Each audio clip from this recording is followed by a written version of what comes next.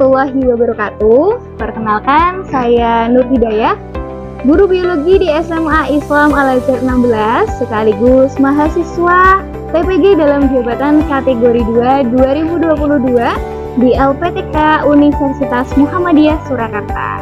Hari ini saya akan melaksanakan PPL aksi 3 saya. Langsung saja kita mulai.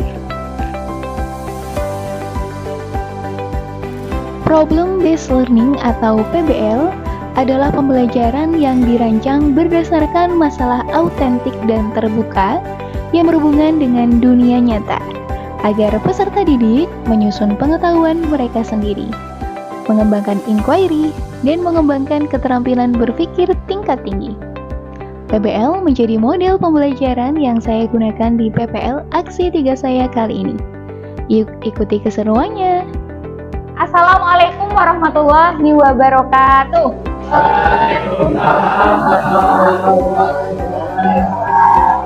Ya, baik. Selamat pagi anak-anak semuanya. Oke, alhamdulillah pagi hari ini senang sekali Bu Hidayah bisa menyapa anak-anak di kelas 11 MIPA. Bagaimana kabar anak-anak pagi ini?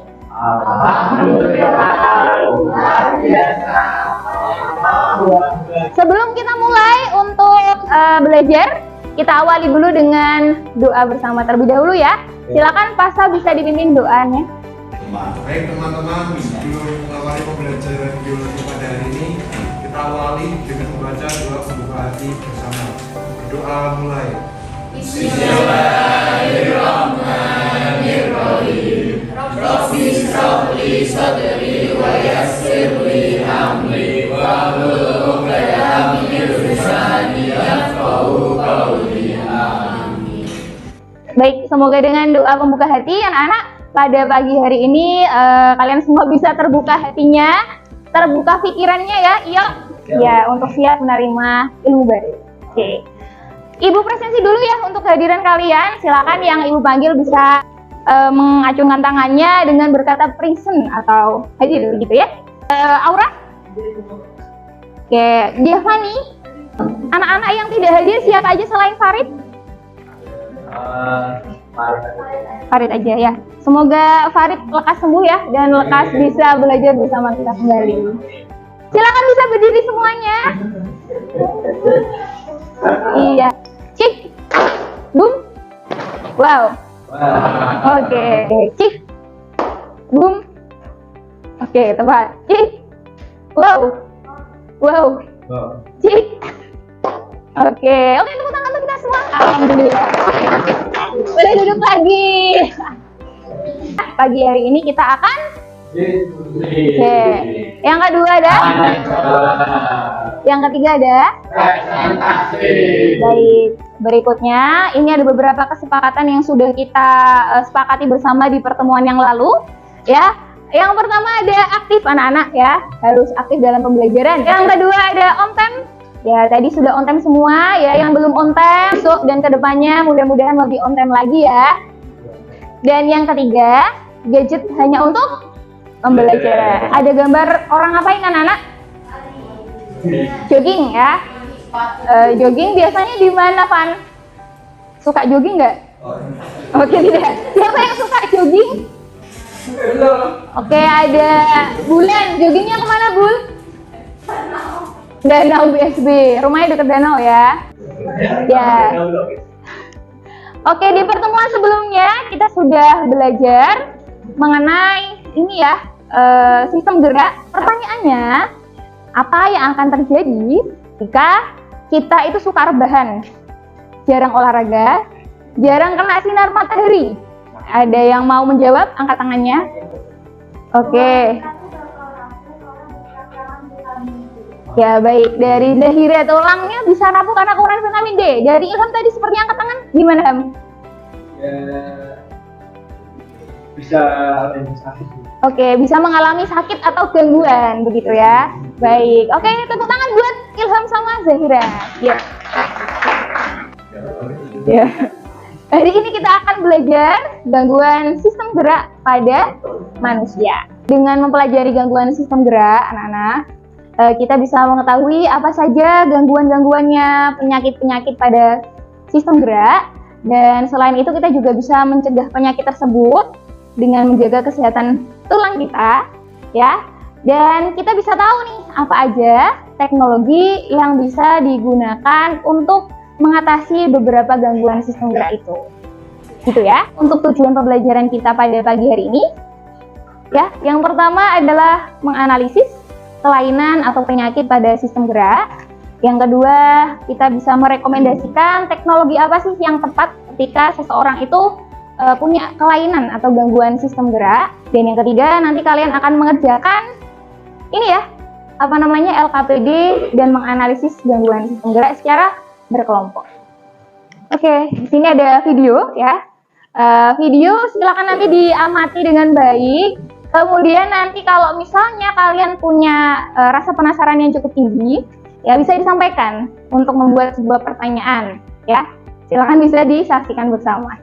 Nah, kita perlu bersyukur nih, rumah yang kita tempati sekarang berdiri tegak dan kokoh yang tentunya bisa menjadi tempat kita berlindung dan nyaman. Kita dapat terhindar dari hujan dan panas matahari. Rumah yang kokoh tentu dibangun oleh pondasi dan rangka yang kuat. Begitu juga dengan tubuh kita. Di balik tubuh yang tangguh, terdapat tulang yang sehat dan utuh. Nah, sistem rangka dalam tubuh kita perlu kita jaga dengan baik. Jika tidak, maka sistem rangka kita akan mengalami gangguan. Seperti berikut ini. Nah, pernahkah kalian menjumpai penderita gangguan sistem gerak berikut ini? Pertama, ada gangguan fisik seperti fraktura atau patah tulang. Kedua, gangguan sendi seperti dislokasi.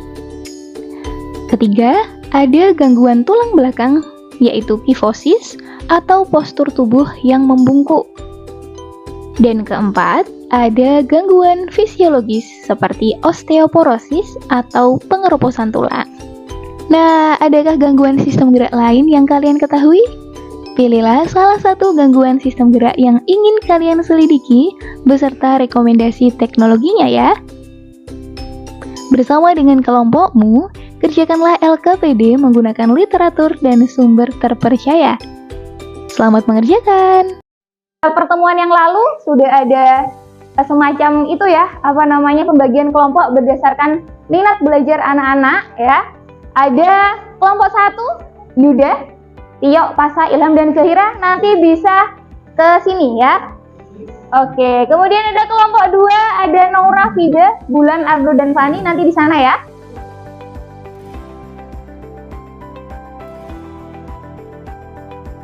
Baik anak-anak, untuk LKPD atau lembar kerjanya, ini nanti silakan bisa diisi dengan nama kelompok kalian. Tadi kelompok berapa?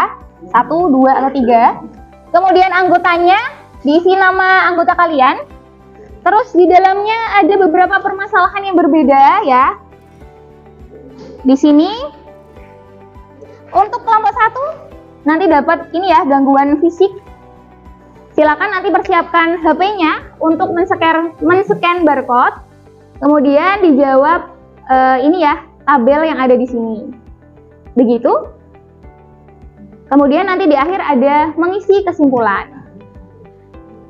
Silakan bisa didiskusikan bersama LKPD-nya, ya. Di sini nanti Bu Ide akan keliling mengunjungi kelompok kalian masing-masing untuk melaksanakan penilaian sikap. Penilaian sikap ini nanti meliputi gotong royong sama bernalar kritis kalian ya. Bagaimana kalian saling bekerja sama menyelesaikan LKPD dan juga bagaimana kalian berdiskusi memunculkan ide-ide kreatifnya ya. Pengunapan dan pengunapan tulang ya. Gejala-gejalanya sudah dicari ya.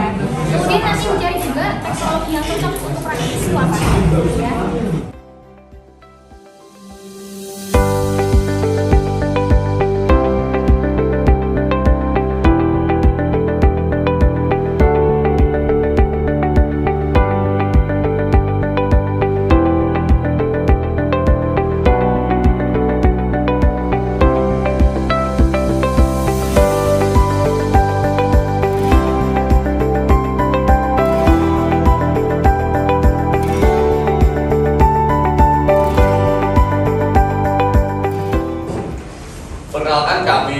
kelompok dalam hewan tulang belakang, lebih tepatnya skoliosis. Kami di sini akan menjelaskan hasil diskusi kami yang pertama saya dari sebagai moderator dan ini Aura, Naila, Noval sebagai presentator dan Notris sebagai moderator. Pertama-tama kita harus tahu gejala dari gangguan tulang belakang yaitu skoliosis. Nah, yang pertama adalah tulang belakangnya tampak melengkung. Nah, untuk skoliosis sendiri melengkungnya itu bentuknya seperti S. Dan kedua adalah ketegangan otot, ketiga kaku pada punggung, keempat tinggi pinggang dan bahunya itu tidak rata. Nyeri dan yang terakhir itu nyeri punggung bawah. Nah, rekomendasi teknologi yang cocok untuk keduanya adalah pertama memasang brace atau penyangga. Jadi penyangganya itu dipasangnya dari luar seperti bentuknya kayak korset gitu. Dan yang kedua adalah teknik implan. Nah, teknik implan ini beda. Kesimpulannya gangguan tulang belakang, lordosis, skoliosis, dan kifosis merupakan yang ditandai oleh kistosis atau perubahan bentuk tulang belakang yang dapat disebabkan oleh genetik, obesitas, cacat syaraf, dan lain-lainnya. Ada syaraf. Izin bertanya, apakah skoliosis dapat menyebabkan kelumpuhan? Baik, saya jawab. Berarti pertanyaan adalah apakah skoliosis bisa menyebabkan lumpuh? Dari jurnal yang saya baca tadi, menurut jurnal-jurnal yang setelah saya telusuri, kemungkinan adalah 1% lebih atau kurang. Karena sebenarnya skoliosis itu untuk kemungkinan lumpuh itu sangat kecil. Kalau kemungkinan kecil, kemungkinan orang itu ya cuma bengkok tulangnya aja, nggak sampai kenapa. Mungkin kalau sampai yang lumpuh, dia punya problematika yang lebih atau tambahan penyakit dapat membuat dia menjadi lumpuh. Dan tentunya kan kalau misalnya gangguan tulang belakang itu ada beberapa penyebabnya gitu loh. Kalau misalnya kelumpuhan itu kemungkinan yang penyebabnya itu gangguan syaraf. Jadi itu kemungkinannya kecil banget daripada gangguan-gangguan yang kayak skoliosis pada umumnya. Karena mungkin kalau yang syaraf tuh ada persentasenya sendiri, tapi kan yang walaupun dia syaraf belum tentu dia bakal lumpuh kan. Jadi lebih kecil lagi gitu loh. Apakah sudah diterima, Mas Ardu? Ya. Kertas. Terima kasih sekian. Mohon maaf bila ada salah kata. Kelompok kami pamit undur diri. Wassalamualaikum warahmatullahi wabarakatuh. Kita coba cek dulu yang pertama ada gangguan fisik atau seperti tadi fraktura dari kelompok 1 ya, atau patah tulang di sini. Jadi patah tulang di sini anak-anak ada beberapa teknologi yang bisa digunakan untuk alternatifnya. Pertama, kita bisa mengetahui apakah terjadi patah tulang itu lewat ronsen ya. Biasanya menggunakan sinar X. Kemudian ada CT scan di bagian kepala. Dan tadi ada MRI. Sampai sini mungkin ada yang mau disampaikan sebelum Ibu tutup? Tadi gimana? Sudah terjawab ya Danu? Sama Aura? Oke, baik. Kalau tidak ada, kita simpulkan bersama untuk materi yang sudah kita pelajari hari ini. Ada gangguan tulang belakang. Oke. Terus apa lagi? Fisik, Jadi fisik fraktura tadi. Oh, fraktura. Sama Terus ada gangguan persen. Oh ya, sendi. Baik. Ya, terima kasih Aura. Tadi sudah disebutkan gangguan serangan.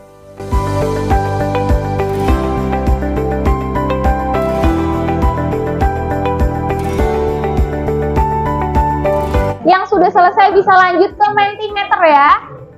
Di sini kalian bisa sampaikan bagaimana perasaan kalian setelah mengikuti pembelajaran biologi hari ini.